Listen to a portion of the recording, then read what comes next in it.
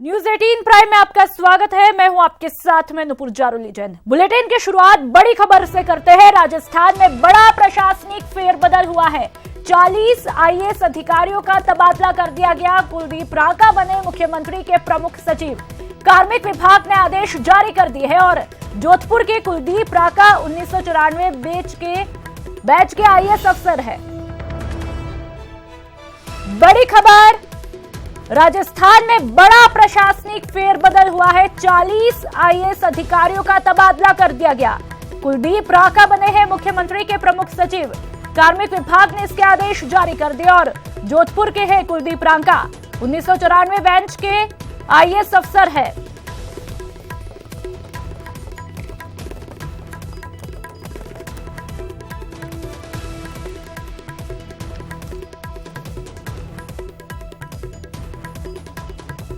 और संवाददाता प्रेम मीणा हमारे साथ सीधा जुड़ चुके हैं। प्रेम, गहलोत सरकार का पहला प्रशासनिक फेरबदल कितना महत्वपूर्ण, क्या कुछ जानकारी?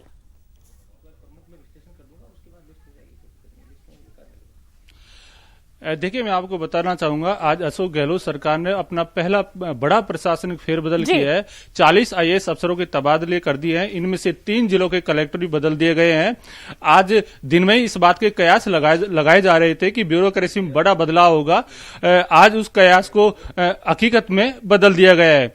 कुलदीप रांका को मुख्यमंत्री का प्रमुख शासन सचिव बनाया गया है। इसके अलावा आईएएस अजिताभ शर्मा को सचिव मुख्यमंत्री का बनाया गया है। इसके अलावा कई प्रमुख विभाग है जिनका उनमें भी बदलाव किया गया है। हम कुछ प्रमुख विभागों के बारे में अपने दर्शकों को बताना चाहेंगे जिनका बदलाव किया गया है। वित्त विभाग के एसीएस मुकेश शर्मा को अध्यक्ष राजस्व मंडल की जिम्मेदारी सौंपी गई है। राजीव स्वरूप को एसीएस होम की जिम्मेदारी सौंपी गई है। सुदर्शन सेठी को अतिरिक्त मुख्य सचिव वन एवं पर्यावरण की जिम्मेदारी सौंपी गई है। गिरिराज सिंह को अध्यक्ष राजस्थान सिविल सेवा अपील अधिकरण की जिम्मेदारी सौंपी है। वीनू गुप्ता वरिष्ठ सीनियर आईएएस अधिकारी, इनको अतिरिक्त मुख्य सचिव पीडब्ल्यूडी की जिम्मेदारी सौंपी है। डॉक्टर सुबोध अग्रवाल, इन्हें अतिरिक्त मुख्य सचिव उद्योग एवं राजकीय उपक्रम की अहम जिम्मेदारी सौंपी है। इसके अलावा वरिष्ठ आईएएस अधिकारी निरंजन कुमार आर्य को प्रमुख शासन सचिव वित्त एवं आबकारी विभाग लगाया गया है। निरंजन कुमार आर्य इससे पहले विभागीय जांच आयुक्त थे। इस बार उन्हें अहम जिम्मेदारी गहलोत सरकार ने दी है। रोहित कुमार सिंह, इन्हें प्रमुख शासन सचिव चिकित्सा एवं स्वास्थ्य विभाग लगाया गया है। डॉक्टर आर वेंकटेश्वरन, इन्हें प्रमुख शासन सचिव उद्यानिकी की जिम्मेदारी सौंपी है। तन्मय कुमार, ये प्रमुख शासन सचिव मुख्यमंत्री थे, अब इन्हें आयुक्त सिंचित क्षेत्र विकास बीकानेर के पद पर लगाया गया है। अखिल अरोड़ा को प्रमुख शासन सचिव सामाजिक न्याय एवं अधिकारिता विभाग की जिम्मेदारी दी है। आलोक, प्रमुख शासन सचिव सूक्ष्म लघु एवं मध्यम विभाग की जिम्मेदारी दी है। अपर्णा अरोड़ा, प्रमुख शासन सचिव खान एवं पेट्रोलियम विभाग थी, अब इन्हें प्रमुख शासन सचिव अल्पसंख्यक मामलात विभाग की जिम्मेदारी दी है। सीकर अग्रवाल, सदस्य राजस्व मंडल की जिम्मेदारी सौंपी है। कुलदीप रांका पर्यटन विभाग के शासन सचिव थे, अब इन्हें मुख्यमंत्री अशोक गहलोत का प्रमुख शासन सचिव बनाया गया है। कुल मिलाकर 3 जिलों के कलेक्टर भी बदले हैं।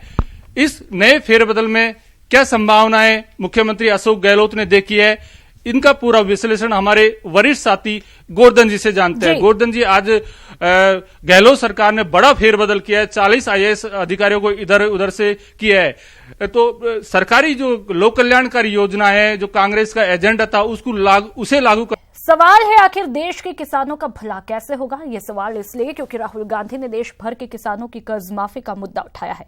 तो क्या कर्ज माफी ही किसानों की परेशानी का हल है? क्या मध्य प्रदेश और छत्तीसगढ़ में की गई कर्ज माफी के बाद वहां के किसानों के दुख दूर हो जाएंगे? सब विपक्ष की पार्टी एक होकर नरेंद्र मोदी से कर्जा माफ करके ही दिखाएगी। हम खड़े होंगे, हम उनसे लड़ेंगे, 1 इंच पीछे नहीं हटेंगे, उनको सोने नहीं देंगे, रात भर सोने नहीं देंगे जब तक हिंदुस्तान के किसान का कर्जा माफ नहीं होगा। सियासी गलियारे में किसान के नाम पर आंसू बहाने का ये रिवाज पुराना है, सालों से यही होता आ रहा है। जो विपक्ष में होता है वही किसानों का रहनुमा बन जाता है। जहां सत्ता बदलनी होती है वहीं के किसानों की परेशानी दिखती है। सरकार और विपक्ष दोनों ही तरफ किसानों के दिन बदलने की बात की जाती रही है। कांग्रेस पार्टी की सरकार आएगी, उसके बाद आप 10 दिन गिनना, और 10 दिन के अंदर गारंटी करके कह रहा हूं यहां पे आपका कर्जा माफ हो जाएगा। और हमने तय किया कि 2022 तक देश के किसानों की आय 2 गुना करने का लक्ष्य लेकर के आगे बढ़ना है। सुना आपने, 2022 तक किसानों की आमदनी 2 गुनी करने का भरोसा दिला रहे हैं पीएम मोदी। तो राहुल गांधी देश भर में घूम घूम कर किसानों की कर्ज माफी का ऐलान कर रहे हैं। यही नहीं, मध्य प्रदेश और छत्तीसगढ़ में सरकार बनते ही सुनिए पहला काम क्या हुआ है। पद संभालने के बाद ऑफिस में आकर पहली फाइल जो साइन करी है, जो हमने अपने प्रदेश के किसानों को आश्वासन दिया था कि 2 लाख रुपए तक का कर्जा माफ, ये मैंने पहली फाइल साइन करी है। ऋण माफी के साथ साथ जो धान के समर्थन मूल्य के साथ 1750 जो समर्थन मूल्य है उससे बढ़ाकर 2500 रुपया में खरीदने की बात कही थी, तो जो प्रोत्साहन राशि मिला के 2500 रुपया क्विंटल करने का। मध्य प्रदेश और छत्तीसगढ़ ही नहीं, सोमवार को असम में भी 600 करोड़ की कर्ज माफी का ऐलान हो चुका है। बता दें कि इन दिनों कर्ज माफी को लेकर हो रहे आंदोलनों का ये दौर उत्तर प्रदेश में हुई कर्ज माफी के बाद शुरू हुए हैं। सवाल है कि सरकार को किसानों का कर्ज माफ करने में क्या मुश्किल है? क्या कर्ज माफी से किसानों की मुश्किलें खत्म हो जाएंगी? इन सवालों के जवाब जानने के लिए कुछ आंकड़ों पर गौर कर लीजिए। राजस्थान में 85 लाख किसान परिवार हैं जिन पर 82,000 करोड़ का कर्ज है। हरियाणा में 15.5 लाख किसानों पर 56,000 करोड़ का कर्ज है। महाराष्ट्र में 31 लाख किसानों पर 30,000 करोड़ का कर्ज है। मध्य प्रदेश में किसानों पर 74,000 करोड़ की देनदारी है, जबकि यूपी के किसानों पर करीब 86,000 करोड़ बकाया है। यानी सिर्फ इन 5 राज्यों में ही 3,28,000 करोड़ रुपए का कर्ज बकाया है। मतलब कर्ज माफी में परेशानी से भी बड़ा सवाल ये है कि आखिर 3,28,000 करोड़ रुपए आएंगे कहां से? साल 2008 में यूपीए सरकार ने किसानों के करीब 55,000 करोड़ रुपए के कर्ज माफ किए थे, लेकिन इसके बाद भी किसानों की सेहत में कोई सुधार नहीं हुआ। किसानों की कर्ज माफी के बाद भी महाराष्ट्र में साल 2010 में 3,141 किसान, साल 2012 में 3,786 किसान, साल 2013 में 3,146 किसान और साल 2014 में 2,568 किसानों ने आत्महत्या की। यानी कर्ज माफी से कोई फर्क नहीं पड़ा और एक बार फिर कर्ज माफी के लिए आंदोलन किए जाने लगे, जिसकी वजह से 2017 में भी महाराष्ट्र सरकार ने किसानों का 34,000 करोड़ का कर्ज माफ किया। मतलब साफ है कि चाहे जितनी बार कर्ज माफी हो जाए, ये किसानों की परेशानी का हल नहीं है। तो एक बार फिर वही सवाल, आखिर कैसे बदलेंगे किसानों के दिन? आप खुद सुनिए, पीएम मोदी के पास इस मर्ज की क्या दवा है। उपाय नंबर 1, लागत कम हो। किसान को जो लागत आती है, कच्चे माल की लागत आती है, वो कम से कम कैसे हो।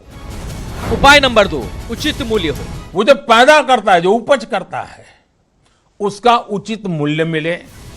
उपाय नंबर 3, उपज की बर्बादी रुके। किसान जो पैदा करता है, जो उपज करता है, उसकी बर्बादी रुक जाए। उपाय नंबर 4, वैकल्पिक आमदनी का जरिया। किसानी के उपरांत आमदनी के लिए वैकल्पिक स्रोत तैयार हो। यकीनन सरकार को ये कोशिश करनी पड़ेगी कि किसानों की आमदनी बढ़े, उनकी उपज की सही कीमत मिले, किसी किसान को बाजार तक पहुंचने में कोई वक्त न लगे, किसानों को दलालों से मुक्ति मिले। कर्ज माफ करने के बजाय सरकार को चाहिए कि वो किसानों को मुफ्त में खाद, बीज और खेती में इस्तेमाल होने वाली जरूरी मशीनें मुहैया कराए। किसानों की कर्ज माफी तो किसानों की समस्या का तो कोई समाधान नहीं है। Bureau report, news 18 network. Film Veer Zaara की कहानी आप भूले नहीं होंगे, लेकिन ये फिल्मी वीर नहीं है, रियल जिंदगी का ये वीर यानी हामिद निहाल अंसारी 6 साल पहले अपनी प्रेमिका से मिलने गैर कानूनी ढंग से पाकिस्तान जा पहुंचा था। फिर क्या हुआ उसके साथ और क्या वो अपनी ज़ारा से मिल पाया, देखिए रिपोर्ट में।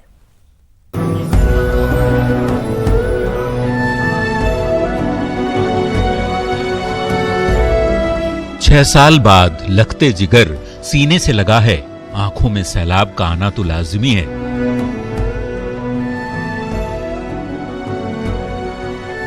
आज खुशी के आंसू छलके हैं, नहीं तो पिछले 6 साल से दिन बबूल और रातें नागफनी सी थी। सरहद पार से जो लौटा है, नाम उसका हामिद निहाल अंसारी है। कभी उसके माथे को चूमती, कभी सीने से लगाती करीब 55 साल की ये औरत हामिद की मां फौजिया है और 60 साल के ये बुजुर्ग उनके पिता निहाल अंसारी हैं।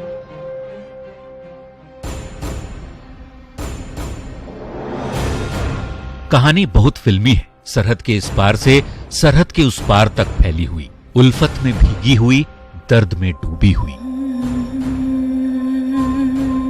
पाकिस्तान की जेल से आजाद होकर 6 साल बाद भारत लौटे हामिद निहाल अंसारी की कहानी शुरू होती है 6 साल पहले मुंबई से। कंप्यूटर पर काम करते करते सॉफ्टवेयर इंजीनियर हामिद की मुलाकात सोशल मीडिया पर एक पश्तून लड़की से हो गई। घंटों की चैटिंग प्यार में बदली और एक दिन हामिद ने अपने पिता निहाल से कहा, एक पश्तून लड़की है और वो उससे शादी करना चाहता है। दरअसल उस अनाम सी पश्तून लड़की ने हामिद को अपने ऊपर जुल्म होने की बात बताई थी। इसी वजह से हामिद ने पाकिस्तान जाने का इरादा कर लिया था। 2012 में अफगानिस्तान में जॉब करने हामिद मुंबई से निकला। 10 नवंबर 2012 को हामिद गैर कानूनी ढंग से पाक जा पहुंचा। हामिद पाक के खैबर पख्तूनख्वा के कोहट में घुसा था। 12 नवंबर 2012 को कोहट के एक लॉज से हामिद गिरफ्तार हुआ। लड़की से मिलने से पहले ही पाक पुलिस ने हामिद को पकड़ लिया।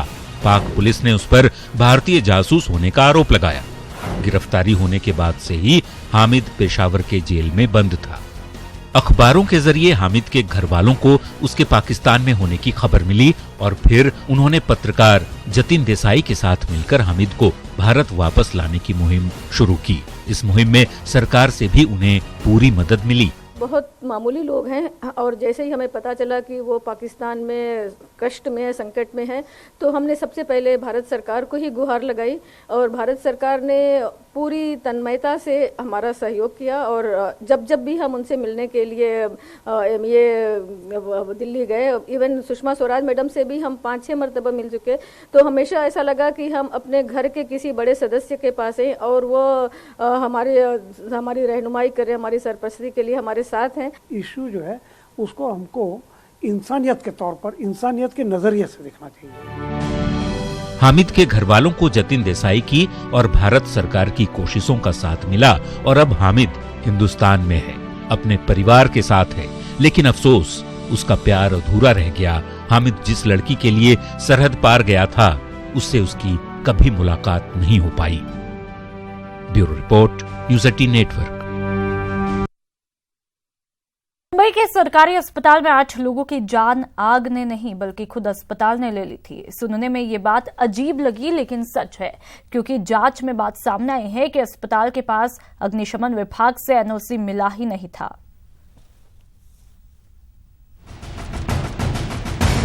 सोमवार शाम को इस अस्पताल में भीषण आग लग गई, जिसमें 8 लोगों की मौत हो गई और 150 से ज्यादा लोग झुलस गए। राज्य सरकार ने मृतकों के लिए 10 लाख रुपए और बुरी तरह झुलसे लोगों को 2 लाख और सामान्य घायलों के लिए 1 लाख रुपए मुआवजे का ऐलान किया है। अब सरकार जांच की बात कह रही है। इन्वेस्टिगेशन के बाद में सारी सच्चाई बाहर आएंगे, उसके ऊपर से रिस्पांसिबिलिटी फिक्स की जाएंगी। और जो लोग जिम्मेदार होंगे उनके लिए क्या कुछ कहेंगे? जो जिम्मेदार है उनके ऊपर कार्रवाई होंगी। वहीं विपक्ष इस आग से मौत का जिम्मेदार बिल्डिंग बनाने वाले कॉन्ट्रैक्टर और अस्पताल प्रशासन को मान रहा है। अगर एनओसी नहीं दी गई थी और इसके बावजूद एनओसी नहीं थी फायर डिपार्टमेंट की और इसके बावजूद यहाँ पर अगर काम चल रहा है, इसका मतलब जो इस अस्पताल के प्रभारी डायरेक्टर इंचार्ज थे, उनको इस पूरे आगजनी और मृत्यु कांड का, हत्याकांड का जवाबदार मानना चाहिए, उनको अभियुक्त बनाना चाहिए। खैर, जांच और सियासत तो होती रहेगी, उससे पहले सोमवार शाम तथाकथित शॉर्ट सर्किट से लगी आग का मंजर देख लीजिए। मुंबई के अंधेरी इलाके में ईएसआईसी कामगार सरकारी अस्पताल में अचानक आग लग गई। चारों तरफ अफरा तफरी मच गई। जिंदगी की आस लिए बेड पर पड़ा मरीज भी मौत से बचने के लिए रास्ते की तलाश कर रहा था। कोई ऊपर भाग रहा था तो कोई बीमारी की हालत में अस्पताल से बाहर निकलने की फिराक में था। कई मरीज मौत से बचने के लिए भाग रहे थे, वहीं अस्पताल के कर्मचारी मरीजों को बचाना चाहते थे। ये तो आग की जो घटना हुई है पहले भी कई बार हो चुकी है।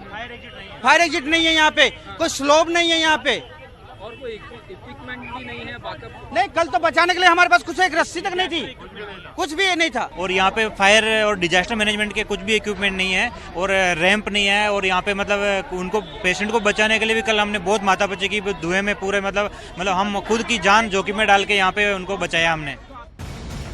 सुना आपने, इस अस्पताल की बिल्डिंग में आग से बचने के लिए कोई संसाधन नहीं था। अस्पताल प्रशासन का कहना है कि फायर सेफ्टी के लिए 15 दिन पहले एनओसी की मांग की गई थी। वहीं फायर विभाग ने अस्पताल के आवेदन को नाकाफी बताया। जानलेवा आग की लपटें तो बुझ गईं, लेकिन कई सुलगते सवाल छोड़ गईं। मसलन, बिना फायर सेफ्टी नॉर्म की बिल्डिंग में अस्पताल कैसे चल रहा था? क्या फायर डिपार्टमेंट को हाई राइज बिल्डिंग की भनक तक नहीं लगी? कॉन्ट्रैक्टर ने बिल्डिंग में फायर सेफ्टी का ध्यान क्यों नहीं रखा? अब ये भी जान लीजिए कि 2008 में राज्य सरकार ने इस अस्पताल को मेडिकल कॉलेज बनाने के लिए केंद्र सरकार को सौंप दिया। केंद्र सरकार ने इस अस्पताल की बिल्डिंग को दोबारा बनाने के लिए एनबीसीसी को कॉन्ट्रैक्ट दिया। 10 साल में बिल्डिंग तैयार हो गई, लेकिन इस बिल्डिंग में फायर सेफ्टी के लिए न ही अस्पताल प्रशासन ने ध्यान दिया और न ही फायर डिपार्टमेंट ने बिल्डिंग बनाने में रोक लगाई और न ही नगर निगम ने इस हाई राइज अस्पताल में सुरक्षा की जांच ही की। Bureau report, news 18 network. IIT Kanpur ने 136 छात्र छात्राओं को टर्मिनेट कर दिया है। क्यों, देखें इस रिपोर्ट में।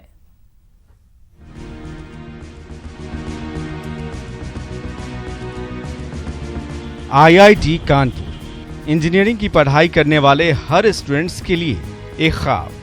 पढ़ाई के मामले में जिसका कोई तोड़ नहीं। प्लेसमेंट को लेकर तो देश में अव्वल है, लेकिन इसी संस्थान ने कई बार फेल हुए 136 छात्र छात्राओं को टर्मिनेट कर दिया है। बाकायदा इंस्टीट्यूट के सीनेट ने इस पर मुहर भी लगा दी है। बात जब इंडियन इंस्टीट्यूट ऑफ टेक्नोलॉजी की होती है तो एक ऐसे संस्थान की तस्वीर उभर करके सामने आती है जहां पर देश के सर्वश्रेष्ठ छात्रों को तकनीकी शिक्षा दी जाती है। आईआईटी कानपुर में 136 छात्रों को टर्मिनेट किया गया है। ये वो छात्र हैं जो सही से परफॉर्मेंस नहीं दे पा रहे थे, लगातार फेल होते आ रहे थे। ऐसे 150 छात्रों की फाइल सीनेट के सामने रखी गई और सीनेट ने 136 छात्रों को टर्मिनेट कर दिया। सीनेट की बैठक में अलग अलग ब्रांच और साल के करीब 150 छात्रों का मामला रखा गया था। अलग अलग छात्रों पर घंटों चर्चा के बाद 136 छात्रों को टर्मिनेट किया गया। 136 आईआईटीएंस टर्मिनेट होने वालों में 46 बीटेक के छात्र, जबकि 90 एमटेक और पीएचडी के छात्र शामिल हैं। अब इन छात्रों को अपनी बात रखने के लिए सप्ताह भर का समय दिया जाएगा। इसके बाद इस मामले में 31 दिसंबर को अंतिम फैसला होगा। कानपुर से न्यूज़ 18 के लिए श्याम तिवारी की रिपोर्ट। सूबे में सर्दी ने सारे रिकॉर्ड तोड़ दिए हैं। आज इस सीजन का सबसे ठंडा दिन है। टीवी स्क्रीन पर सर्दी के सितम की आप 5 तस्वीरें देख रहे हैं। ये तस्वीरें हैं कोटा, सिरोही, जयपुर, सीकर और हाड़ौती की। प्रदेश में लगातार 5 दिन से तापमान माइनस में चल रहा है। आज सुबह का तापमान -3.5 डिग्री मापा गया, तो वहीं पर्वतीय पर्यटन नगरी में पारा जमाव बिंदु के नीचे रहा। कई इलाकों में बर्फ की परत जम गई। तो 5 तस्वीरें जिसमें साफ तौर पर सर्दी के सितम पर देख सकते हैं। सूबे में सर्दी का नॉन स्टॉप सितम जारी है। दिन ब दिन तापमान गिर रहा है और कोहरा सड़कों पर कर्फ्यू लगा रहा है।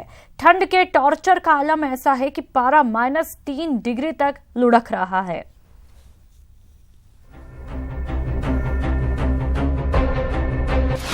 कहीं कोहरे से ट्रेन लेट, कहीं सर्दी से रफ्तार पर ब्रेक, कहीं पारे ने फसलों को जमाया, कहीं ठंड ने कपा डाला। शहर शहर सर्दी का कहर। दिसंबर आया और साथ में सर्दी की आफत लाया। शहर दर शहर दिसंबर में ठंड दम फुला रही है। पूरा प्रदेश सर्दी के सितम से कांप रहा है। एक तो खून जमा देने वाली सर्दी और ऊपर से कोहरे का कर्फ्यू। मौसम की डबल मार से इंसान घर में कैद होने को मजबूर हो गया है। अब शहर दर शहर मौसम की डबल मार को देखते जाइए। माउंट आबू में सर्दी का आलम ऐसा है कि रात को यहाँ सड़क पर गाड़ियां खड़ी करो तो सुबह तक गाड़ियों पर बर्फ की परत पाई जाती है। पेड़ों पर ओस की बूंदें बर्फ की तरह जम जाती हैं। यहाँ पारा दिन पर दिन गिर रहा है और शहर भर में कोहरा ही कोहरा है। घर में रहो तो कुछ आराम जरूर है, लेकिन बाहर निकलो तो जिंदगी को मौसम की डबल मार से जूझना पड़ रहा है।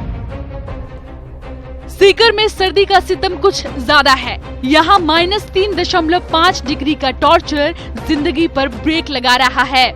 पेड़ों से लेकर खेतों में फसल तक जम रही है। बाहर निकलो तो सर्दी खून तक जमा देने पर आमादा है।